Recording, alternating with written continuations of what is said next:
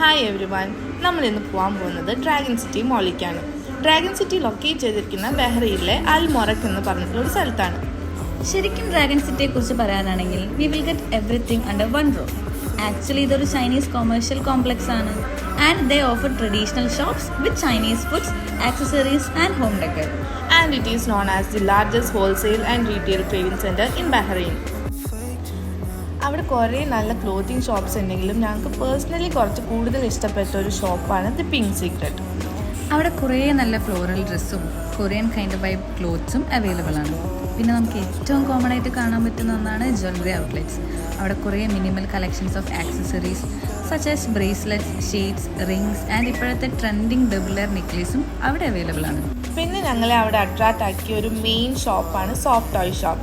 Then നമുക്ക് അവിടെ കുറേ ബ്യൂട്ടിഫുൾ ആയിട്ടുള്ള ലൈറ്റ്സ് ഒക്കെ കാണാം, ലൈക്ക് ഷാൻഡ്ലിയർ ആൻഡ് വാൾ ഹാങ്ങിങ് ലൈറ്റ്സ്. അതും ഡിഫറെൻറ്റ് പാറ്റേൺസ് ആൻഡ് കളേഴ്സിൽ നമുക്ക് അവിടെ അവൈലബിൾ ആണ്. മനുഷ്യനെ മെനക്കെടുത്താനായിട്ട് ഓരോന്നാണ് ഇറങ്ങിക്കോളും. അമ്മേ, തലക്ക് വെളിവില്ലാത്ത ഒരേ ഒരു പെങ്ങളല്ലാതെ നിനക്കുള്ളൂ.